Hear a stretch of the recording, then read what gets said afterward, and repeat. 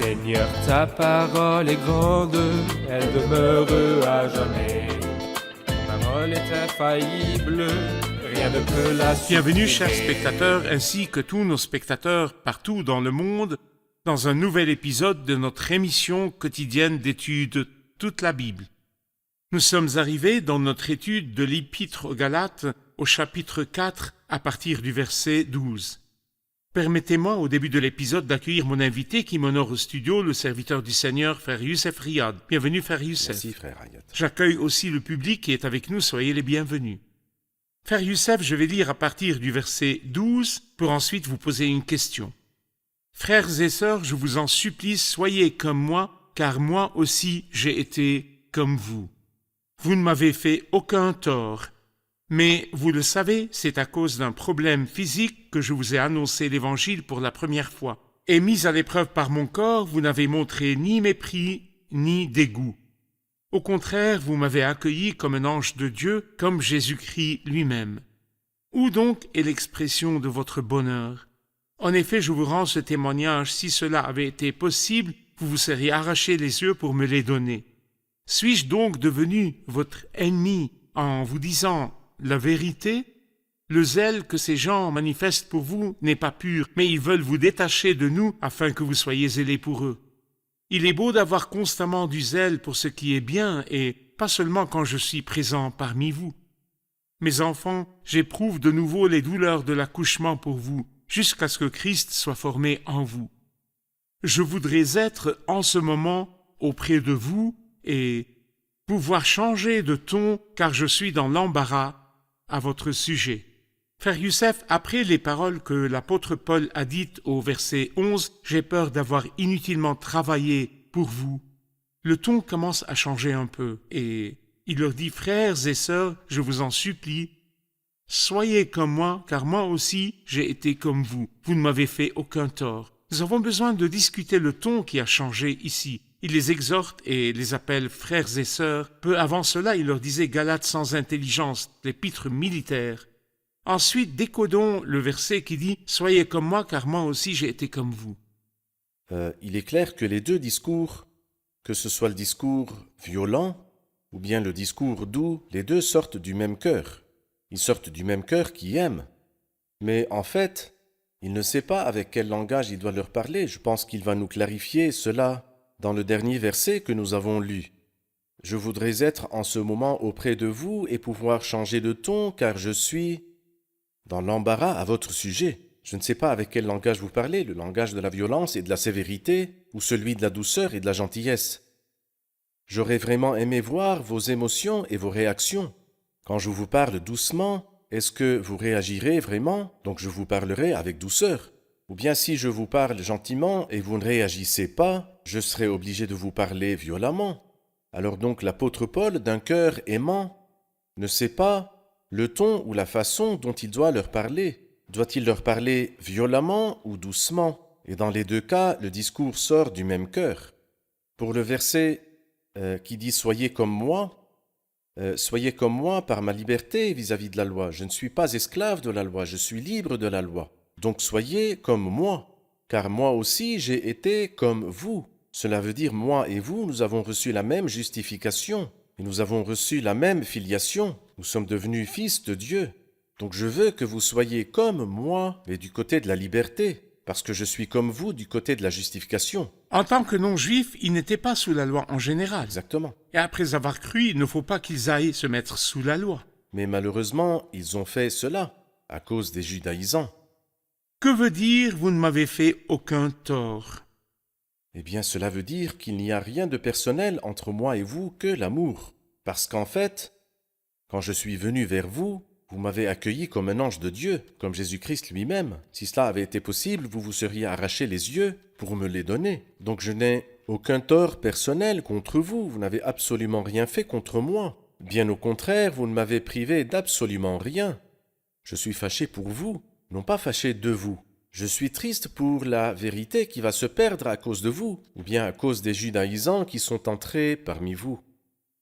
Dans les versets suivants, il loue la façon dont ils l'ont accueilli. Il est allé vers eux avec une faiblesse, une tentation dans le corps, et ils l'ont accepté comme un ange de Dieu. Mais ensuite, il dit, suis-je donc devenu votre ennemi? Parlez-nous de la façon dont ils l'ont accueilli, de leur crainte de lui, le voyant comme un ennemi. Ils ne voulaient plus l'accueillir, ni écouter ses messages. Eh bien, comme nous l'avons dit tout à l'heure, les Galates sont inconstants.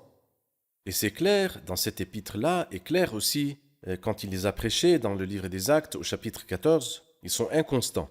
En fait, les Galates l'ont beaucoup aimé. Et ici, il leur dit, où donc est l'expression de votre bonheur? Pourquoi étiez-vous si contents de moi? Je voudrais une explication pour cela. Quand je suis venu vers vous, vous m'avez beaucoup aimé, et vous m'avez servi avec dévouement. Si cela avait été possible, vous vous seriez arraché les yeux pour me les donner. Que s'est-il passé? Moi, aujourd'hui, je vous parle très sincèrement parce que je vous aime. Suis-je donc devenu votre ennemi en vous disant la vérité? Je vous parle sincèrement. Voulez-vous plutôt quelqu'un qui vous approuve dans le bien et dans le mal? Est-ce ce que vous voulez? Il n'y a personne qui soit sincère, un ami sincère, qui approuve son ami dans le bien et dans le mal. C'est un manque de sincérité. Mais lorsque je corrige mon ami, lorsqu'il a tort, eh bien c'est parce que je l'aime. Alors que s'est-il vraiment passé? Je suis très confus, parce qu'il veut leur dire, eh bien que l'amour qui disparaît avec l'absence de la personne, avec l'absence de la personne, est un amour qui est incomplet. Et aussi la conviction qui change en résultat de l'absence du maître n'est pas une conviction du cœur. Nous allons prendre une pause pour revenir à une question du public. Chers spectateurs, nous nous retrouverons après la pause. Restez avec nous. Dans les versets 17 et 18, Paul écrit ce qui suit. « Le zèle que ces gens manifestent pour vous n'est pas pur, mais ils veulent vous détacher de nous afin que vous soyez zélés par eux. Il est beau d'avoir constamment du zèle pour ce qui est bien, et pas seulement quand je suis présent parmi vous. » On peut reformuler ces mots en disant que les faux enseignants manifestent du zèle pour vous, mais sans sincérité, car ils veulent vous éloigner de nous, pour que vous soyez zélés pour eux.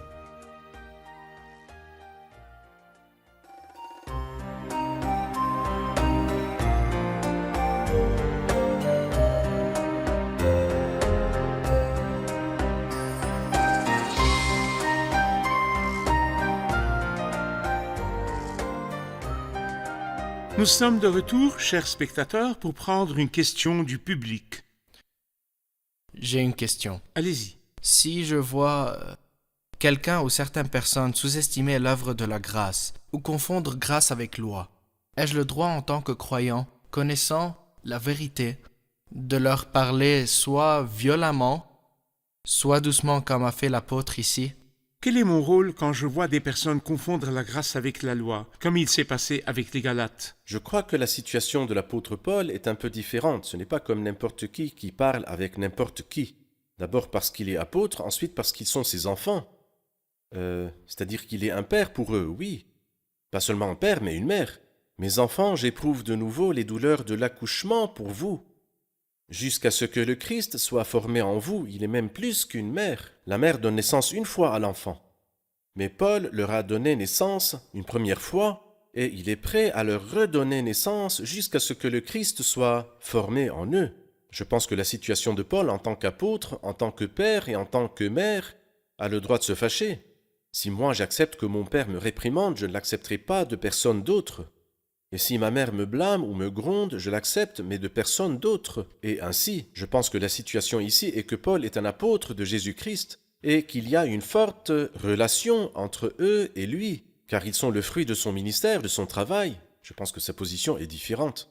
Même si j'ai raison et je voudrais guider un jeune homme dont le comportement Dans est un esprit incorrect, de douceur. ou quelqu'un qui a un faux enseignement, je dois avoir une histoire avec C'est lui, vrai. se soucier de lui, prier pour lui, C'est vrai. le visiter et l'enseigner. Alors quand je le guide, nous aurons une bonne Pourrait base à accepter. partir de laquelle nous trouverons une C'est solution. vrai.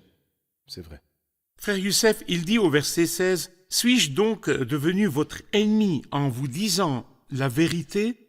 Le zèle que ces gens manifestent pour vous n'est pas pur, mais ils veulent vous détacher de nous afin que vous soyez zélés pour eux. » Il parle à l'inconnu. Qui sont ceux qui manifestent du zèle pour eux? Qui veulent les détacher?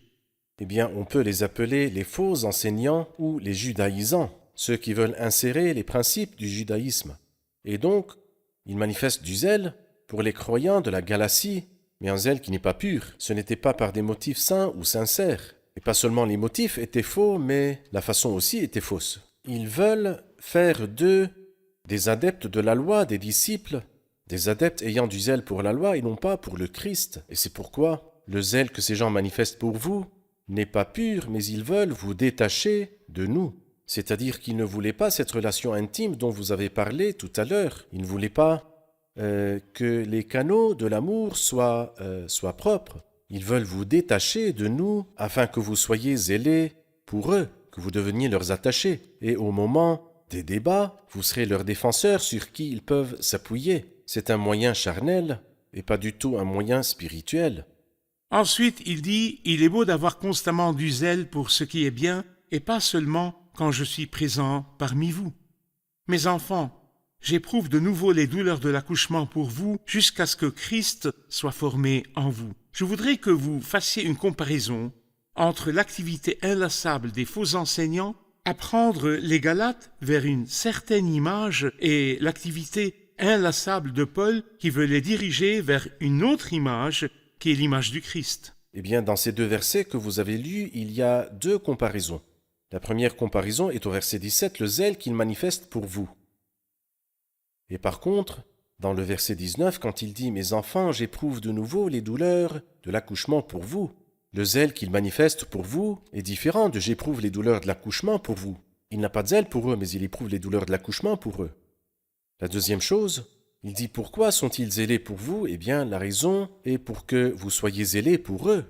Mais Paul n'éprouve pas les douleurs de l'accouchement pour eux pour être lui-même formé en eux, mais plutôt pour que le Christ soit formé en eux. Donc les deux comparaisons sont, ils sont zélés pour vous, mais Paul éprouve de nouveau les douleurs de l'enfantement pour eux.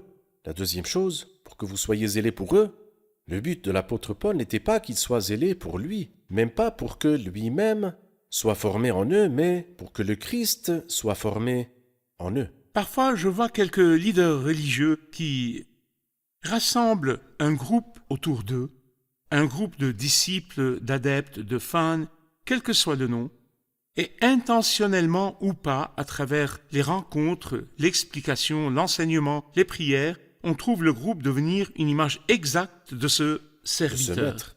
Ils prient avec le même ton que lui, ils chantent comme lui, ou bien ils choisissent les chants que lui aime, parfois ils s'habillent comme lui.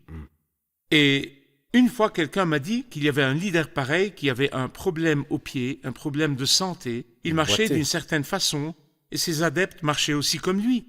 Donc, à quel point quelqu'un pourrait, sans en avoir l'intention, influencer un groupe au point d'être formé en eux? Oui, Prévenez-nous de cela en utilisant l'exemple de Paul. Quel était son but? Qui voulait-il former en eux? Eh bien, ce que vous êtes en train de dire est très vrai, et en effet, nous le voyons souvent, avec les enseignants qui sont infidèles, dont l'apôtre Paul avait dit qu'ils entraînent les disciples à leur suite. C'est-à-dire, si je suis une personne charnelle, je serai content d'avoir des adeptes et des fans qui m'imitent. Bien sûr, cela augmenterait ma popularité, mais cela veut dire tout simplement que je ne suis pas comme Jean-Baptiste qui a dit « Il faut que lui, Jésus, grandisse et que moi, je diminue ». Ça, c'est l'enseignant sincère et le serviteur fidèle. Et en plus, ces adeptes sont des enfants.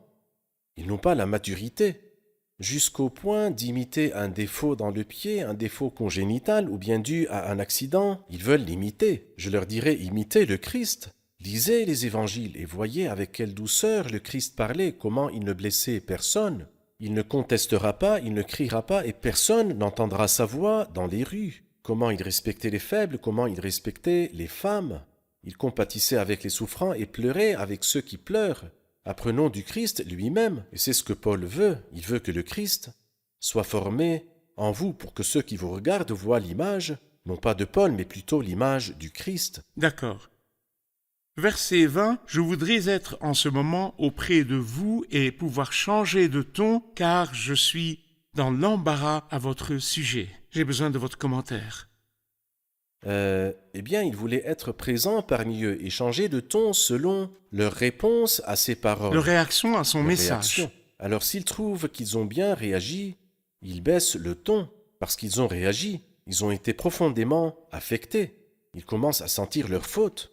et s'il les trouve insensibles, il hausse le ton. Parce qu'il veut les sauver, il veut les gagner. Mais à cause de mon absence, je suis confus. Dans quel langage vous parlerai-je? Vous dirai-je Galates sans intelligence? Ou bien vous dirai-je frères et sœurs, je vous en supplie? Que vous dirai-je? Je suis confus. Très bien. Nous prenons une pause, puis revenir à une question du public. Chers spectateurs, nous nous retrouverons après la pause. Restez avec nous.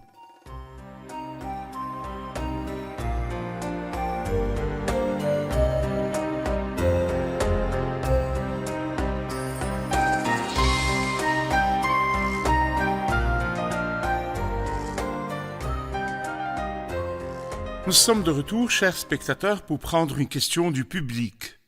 Je voulais savoir que veut dire la phrase au verset 18 « Il est beau d'avoir constamment du zèle pour ce qui est bien ». Que veut-il dire par là? Que veut dire « il est beau d'avoir constamment du zèle pour ce qui est bien » En fait, il y a deux types de zèle. Il y a le bon zèle et le mauvais zèle. Peut-on dire du Christ qu'il avait du zèle? Oui. Ses disciples se souvinrent qu'il est écrit « Le zèle de ta maison me dévore ». Notre Dieu a-t-il du zèle? La réponse est oui. Je suis jaloux de vous, de la jalousie de Dieu. Et il y a un zèle dont Jacques dit jalousie amère, là où il y a de la jalousie et de la rivalité et du désordre et toutes sortes de pratiques mauvaises. Alors, le zèle est de deux types. Ici, il est beau d'avoir constamment du zèle pour ce qui est bien. Je ne veux pas imiter quelqu'un ou bien être comme qui que ce soit, ceci n'est pas un bon zèle. Mais j'ai plutôt un bon zèle pour faire le bien. Je veux que la vérité soit bien entendue. Je veux que la justice soit faite. Et ceci est bon et pas seulement lorsque le serviteur est présent, mais il est beau d'avoir constamment du zèle pour ce qui est bien, et pas seulement quand je suis présent parmi vous. D'accord, merci pour l'explication. Frère Youssef, les parties suivantes, à partir du verset 21 jusqu'à la fin du chapitre, je voudrais d'abord que vous en donniez un titre. De quoi parle-t-il? En fait, l'apôtre Paul parle de quelque chose de très beau. Il dit, vous qui voulez retourner à la loi, qui voulez être sous la loi, pourquoi n'écoutez-vous pas la loi? Et ici, nous remarquons qu'il parle de la loi dans deux sens différents. Ils veulent en fait se soumettre aux commandements et aux statuts. C'est la première loi, c'est le premier sens. Et il dit, ne comprenez-vous pas la loi? Ne comprenez-vous pas ce que dit la loi ou bien ce que disent les livres de la Torah, spécialement les 5 livres de Moïse, spécialement le livre de la Genèse, parce que ce qu'il dit après cela est cité du livre de la Genèse. Et en fait, il est très bon qu'on étudie la Bible sainte et voir ce qu'elle nous dit. Mais en plus de cela, je voudrais dire ou bien offrir une belle clé dans cette partie, qui est que l'enseignement de l'Ancien Testament n'est pas juste des histoires de gens d'autrefois, avec qui nous n'avons aucune relation, parce que tout ce qui a été écrit d'avance l'a été pour notre instruction. C'est pourquoi il nous apporte une histoire purement familiale, sur des problèmes qui ont surgi entre deux femmes, ce qui est normal partout dans le monde, là où il y a deux femmes dans une maison, il y aura des problèmes entre elles. Mais il en a fait sortir un enseignement théologique extrêmement merveilleux. Et en fait, ceci nous fait penser que la parole de Dieu n'est pas juste des incidents et des histoires que nous racontons aux enfants avant de dormir, mais nous devons chercher à en comprendre le sens. Et quand Paul a raconté cette histoire, il a dit « Ces faits ont une valeur allégorique. Tout ce qui s'est passé dans l'Ancien Testament est un symbole. Alors donc, l'enseignement symbolique n'est pas une invention qui a été créée par certains enseignants, mais il a une base dans la parole de Dieu, dans Galates 4 par exemple, dans l'épître aux Hébreux tout entière, qui nous dit ce que l'Ancien Testament symbolise. Ou par exemple, dans Jean au chapitre 6 et 7, la manne est un symbole, oui, un symbole. Ces faits ont une valeur allégorique. Nous étudions la Bible sainte dans cette perspective. Dans la perspective que la Bible n'est pas des incidents ni des histoires, mais la Bible est des enseignements spirituels extrêmement sublimes et extrêmement importants. Il est bon d'évoquer ce point. Nous allons remettre le sujet principal de ces versets liés aux deux testaments au prochain épisode. Oui. Dans les 4 minutes restantes, nous pouvons élaborer la question de l'école symbolique à cause de laquelle les exégètes sont accusés d'exagérer et donner au texte plus de signification qu'il ne peut porter. Nous voudrions savoir aussi l'équilibre dans l'utilisation du texte et du symbole. Vous avez signalé que la Bible, dans son Ancien Testament, parle du Christ et de son œuvre à travers les prophéties et les symboles. Oui. Et comme il le dit ici que Agar et Sarah sont des symboles, dites-nous dans les livres de l'Ancien Testament, qu'est-ce qui est considéré comme symbole du Christ, même s'il n'y a rien qui dit explicitement que c'est un symbole? Permettez-moi de vous donner une clé importante. On ne peut pas bâtir un enseignement sur un symbole. D'accord. L'enseignement doit être un enseignement clair et explicite. Et c'est pourquoi on dit que l'Ancien Testament est révélé dans le Nouveau Testament. Il est révélé. Et le Nouveau Testament est ombré dans l'Ancien Testament. Ombré. D'accord. Ceci enrichit. C'est-à-dire que je ne peux pas, par exemple, dire de moi-même, dire que Rebecca, lorsque le serviteur l'a appelée pour qu'elle soit l'épouse de Isaac, j'invente une histoire disant qu'elle est l'image de l'Église. Mais quand le Nouveau Testament vient et il nous dit que le Christ a aimé l'Église et s'est donné pour elle, et qu'elle a été appelée de loin, « Écoute ma fille, regarde étends l'oreille, oublie ton peuple et la maison de ton père », quand je mets les deux ensemble, à ce moment-là, l'image qui est dans Genèse chapitre 24 contient de la richesse. Elle enrichit l'idée que je n'ai pas inventée mais qui est dans le Nouveau Testament. Alors, je ne peux pas chercher un enseignement et le bâtir sur un symbole, ça ne marche pas. Mais j'ai l'enseignement et j'ai le symbole. À ce moment-là, je peux expliquer le symbole, comme l'apôtre Paul a fait ici. Chasse l'esclave et son fils, c'est une histoire, mais il dit ces faits ont une valeur allégorique. Alors, on ne peut pas mélanger entre la loi et la grâce, ça ne marche pas. D'accord. Car l'esclave et la femme libre ne peuvent pas vivre sous le même toit. Et le fils de l'esclave et le fils de la femme libre ne peuvent pas vivre sous le même toit. C'est l'enseignement que l'apôtre Paul voulait donner aux Galates. Mais mes amis, vous voulez retourner à la loi? Ne comprenez-vous pas la loi? Ne comprenez-vous pas ce qui s'est passé dans la maison d'Abraham? Les problèmes qui ont surgi? Ne comprenez-vous pas que le fils de l'esclave et le fils de la femme libre ne peuvent pas vivre sous le même toit? Vous qui avez été justifiés par la grâce, pourquoi voulez-vous embrasser le principe de la loi? D'accord. En ce qui concerne aussi le symbole, disons qu'il y avait des symboles clairs que le Nouveau Testament a signalés comme symboles. Tout comme Moïse a élevé le serpent dans le désert, il faut aussi que le Fils de l'homme soit élevé. Donc le Seigneur lui-même a dit que le serpent en bronze symbolise l'élévation du Christ sur la croix. Donc Melchisédek aussi, qui est rendu semblable au Fils de Dieu, c'est aussi un symbole clair. Donc il existe des symboles clairs. Et quand il dit aussi un rocher les accompagnait, et ce rocher était Christ, c'est très clair. Mais nous pouvons aussi, à la lumière du Nouveau Testament, dire que quelqu'un comme Joseph, dans ses souffrances et ses gloires, est un exemple du Christ et un symbole du Christ. Bien qu'il n'y ait pas de texte qui dise explicitement que Joseph est un symbole du Christ, mais à la lumière du Nouveau Testament, nous pouvons dire qu'il y a beaucoup de similitudes. Je peux dire avec beaucoup d'assurance que Joseph, ici, était un symbole du Christ. Isaac sur l'autel est un ombre du Christ sur la croix.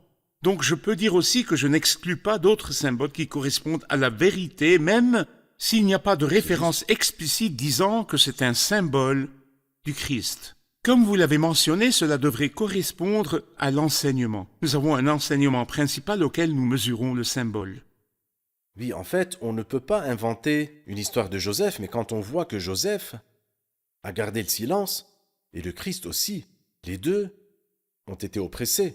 Et les deux ont souffert d'abord et ensuite les deux ont été glorifiés. Alors tout cela enrichit explicitement la pensée qui est chez moi et que je n'ai pas inventée. Très bien. Et il a été dit d'Isaac, ils marchèrent tous les deux ensemble. Isaac et son père, c'est la volonté concordante, la volonté du fils avec celle du père. Prends ton fils unique, celui que tu aimes, Isaac, qui d'autre que le Christ est le fils unique bien-aimé. Donc même s'il n'y a pas une référence explicite disant que c'est un symbole, mais celui qui étudie la Bible peut dire à la lumière du Nouveau Testament, je vois qu'il y a des indications à la venue du Christ. Que Dieu vous bénisse, frère Youssef. Nous avons remis notre sujet principal de cette partie au prochain épisode si Dieu le veut. Et nous allons l'élaborer si Dieu le veut. Nous allons écouter les participations du public.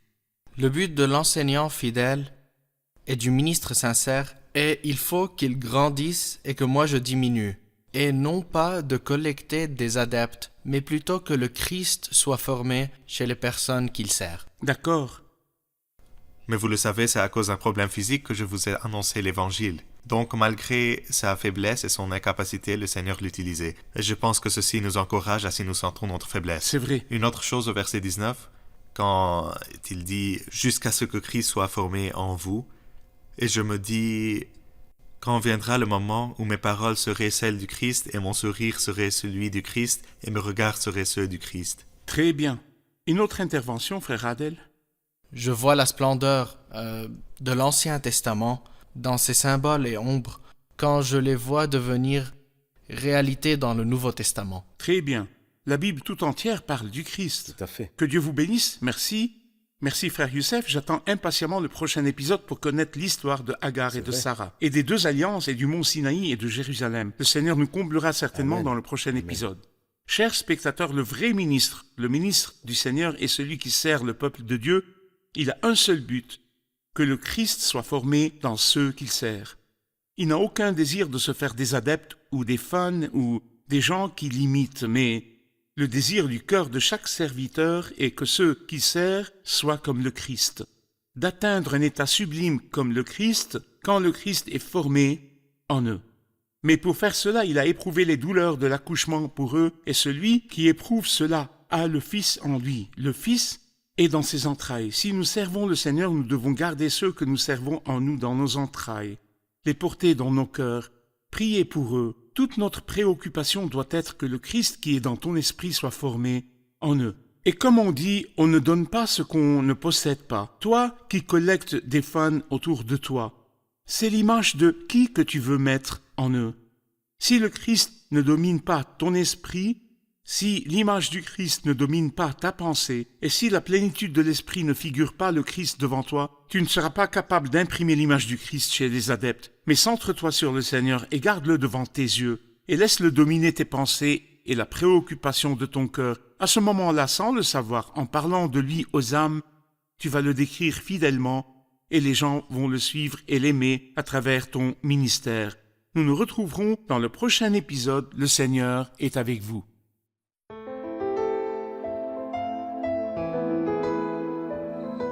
Seigneur, ta parole est grande, elle demeure à jamais. Ta parole est infaillible, rien ne peut la supprimer.